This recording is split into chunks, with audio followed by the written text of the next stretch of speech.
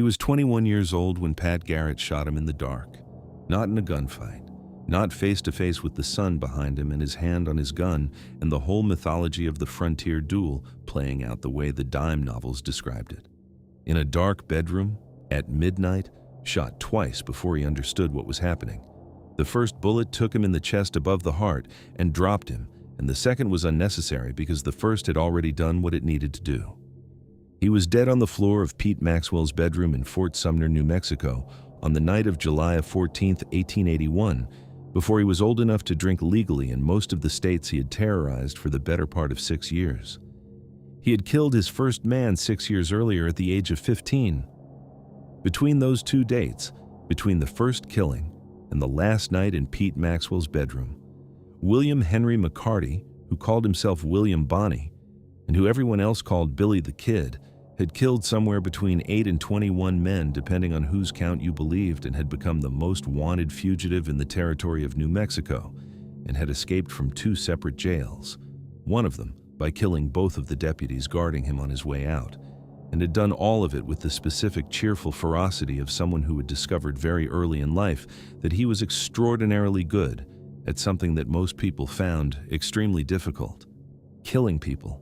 He was good at it the way some people are good at music or mathematics, naturally, effortlessly, without the apparent moral weight that the activity carries for people who are less gifted at it.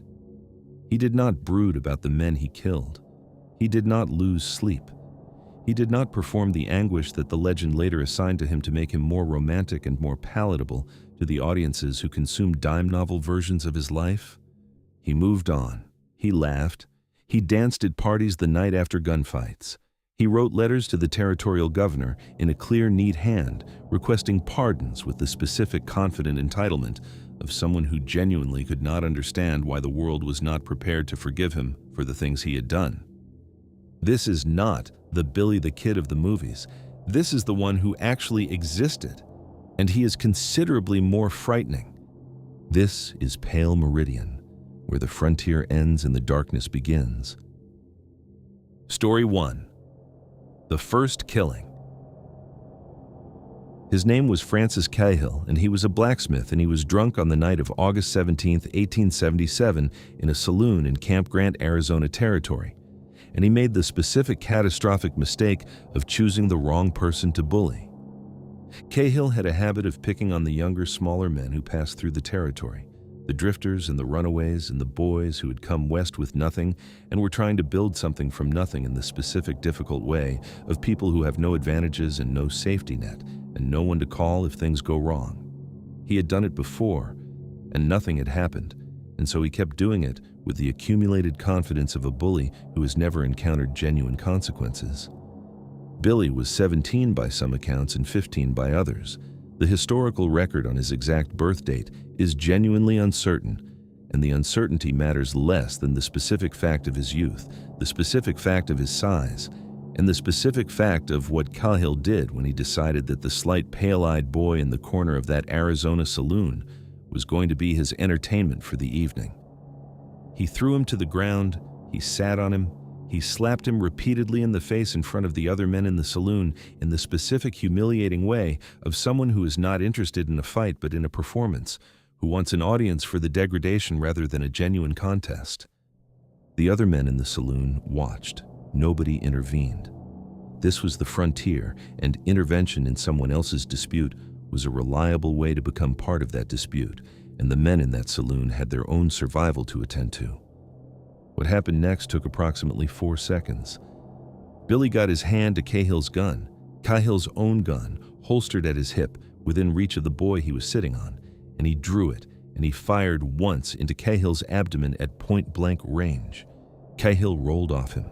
He hit the floor of the saloon with the specific heavy sound of a large man losing control of his body, and he lay there with a hole in his stomach that the frontier medicine of 1877 had no meaningful answer for, and that would kill him the following day in the specific, slow, agonizing way of abdominal gunshot wounds before antibiotics and modern surgery.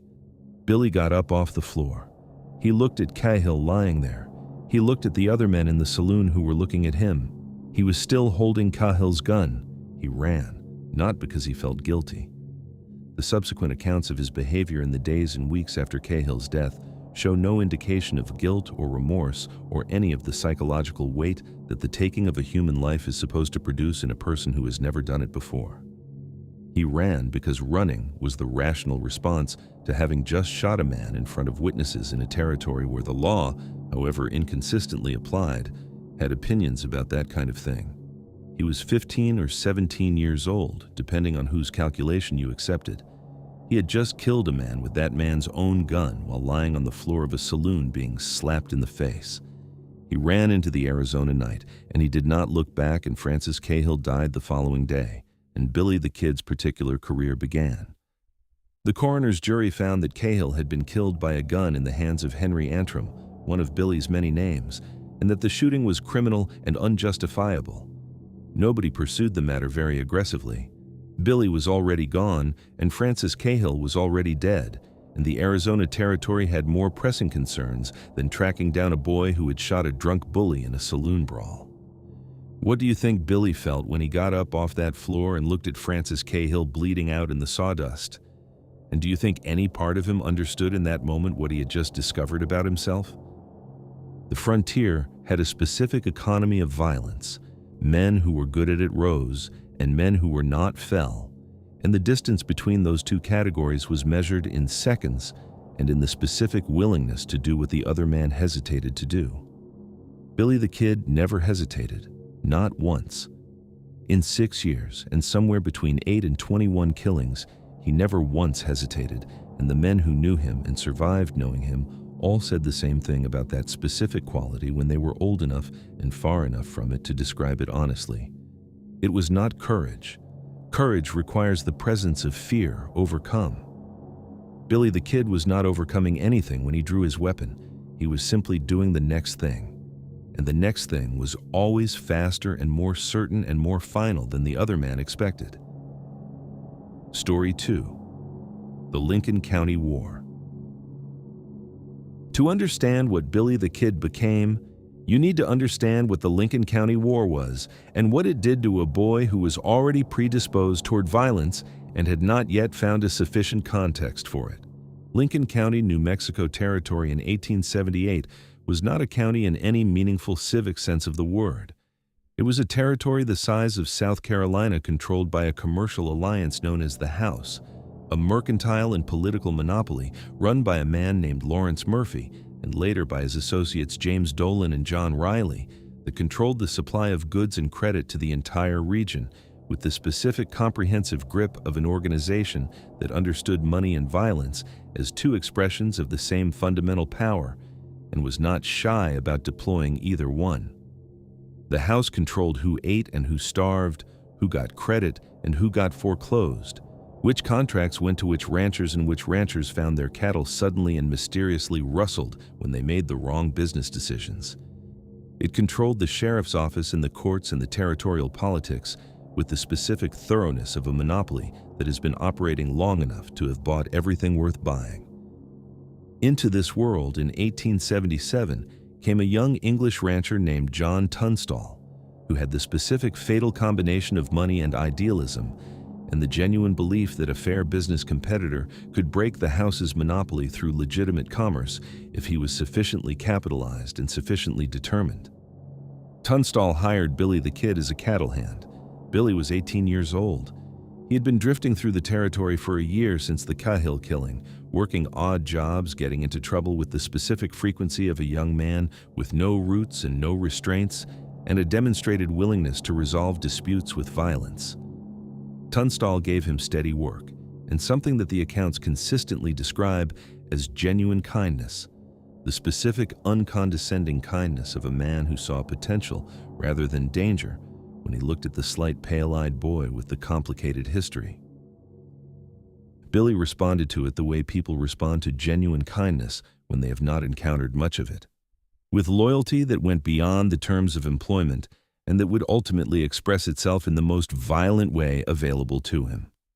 On February 18, 1878, a posse riding under a warrant issued by the House-controlled sheriff cornered John Tunstall alone on a trail in the hills outside Lincoln. What happened on that trail has been disputed in every account written since, but the physical evidence was consistent across all versions. Tunstall was shot from his horse. He was shot again while he was on the ground. His horse was then shot and killed beside him, and his body was left where it fell in the dirt of a New Mexico trail, with his killers riding away into the February afternoon.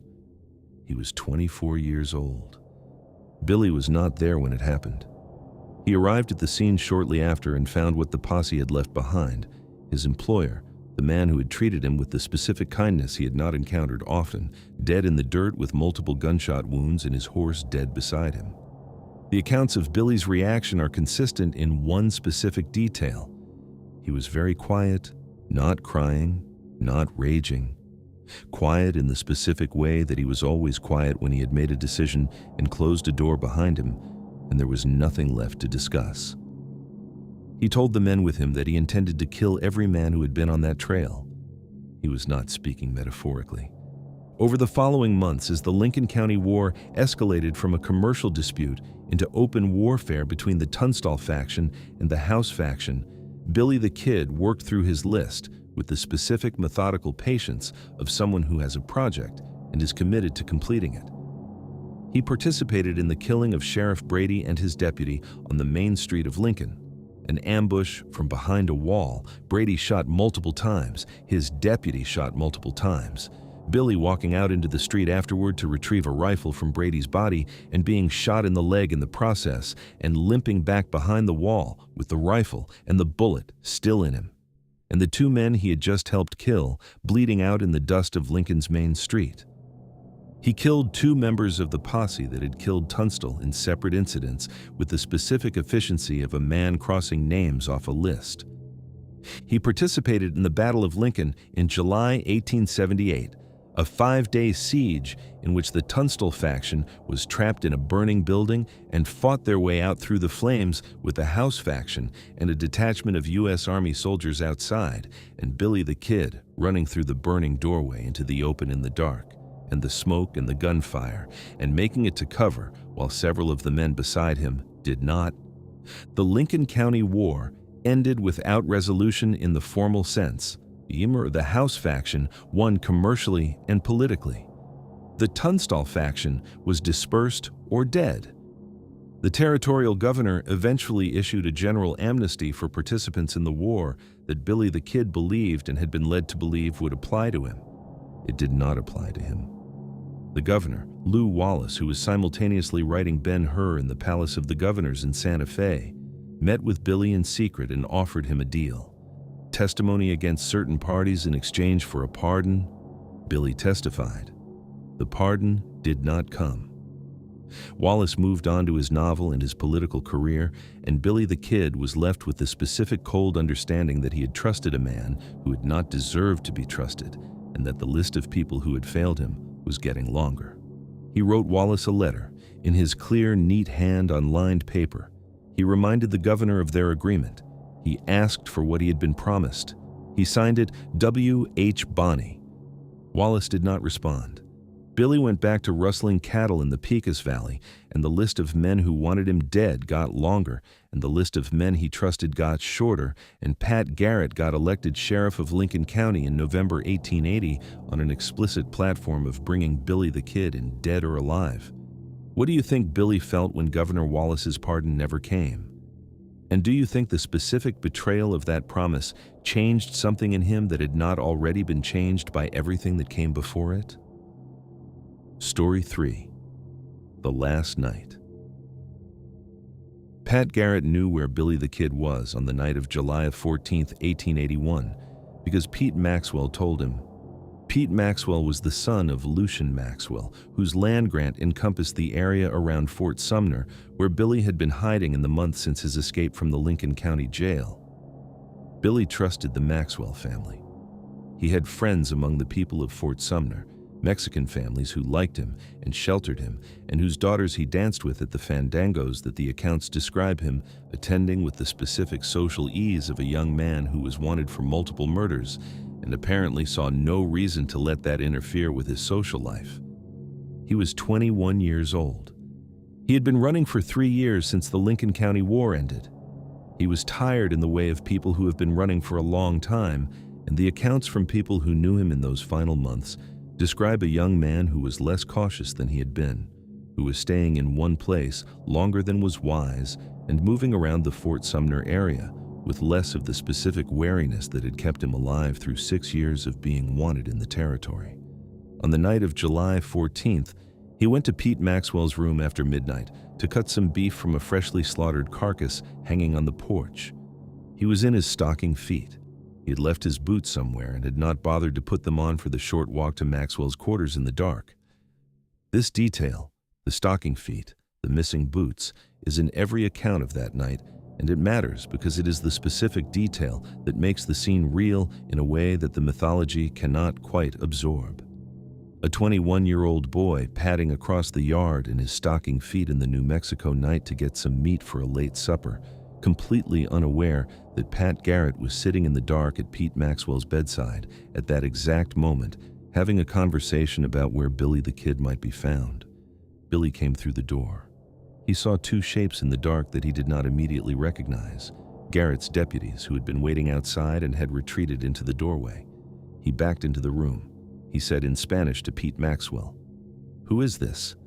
Who are these men?" Garrett shot him.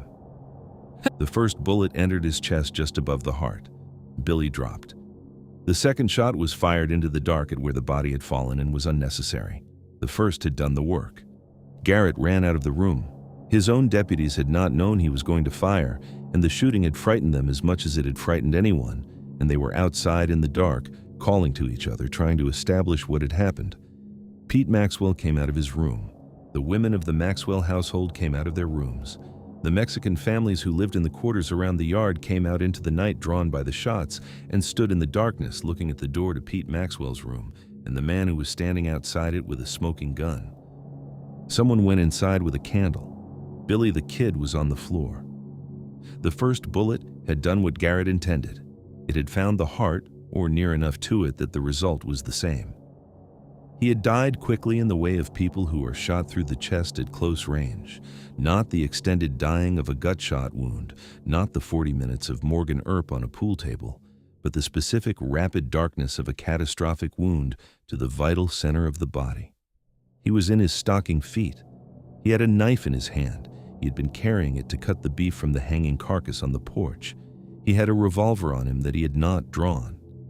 Whether he had not drawn it because he did not understand what was happening quickly enough, or because some part of him in those final seconds had made a different decision, is something that nobody who was in that room has ever been able to answer, because nobody who was in that room was in a position to know what was happening inside Billy the Kid's mind in the last moment of his life.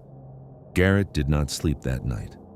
He sat outside and waited for dawn and wrote his report and sent his deputies to notify the authorities and dealt with the specific complicated feelings of a man who has done what he was paid and elected to do and is not entirely certain how he feels about having done it.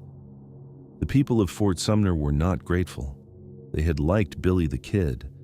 The Mexican families who had sheltered him and danced with him and fed him in the months he had been hiding in the area came to the Maxwell house in the early morning hours, and the women wept, and the men were quiet and angry in the specific way of people who have lost someone they cared for to the machinery of a law they did not entirely trust.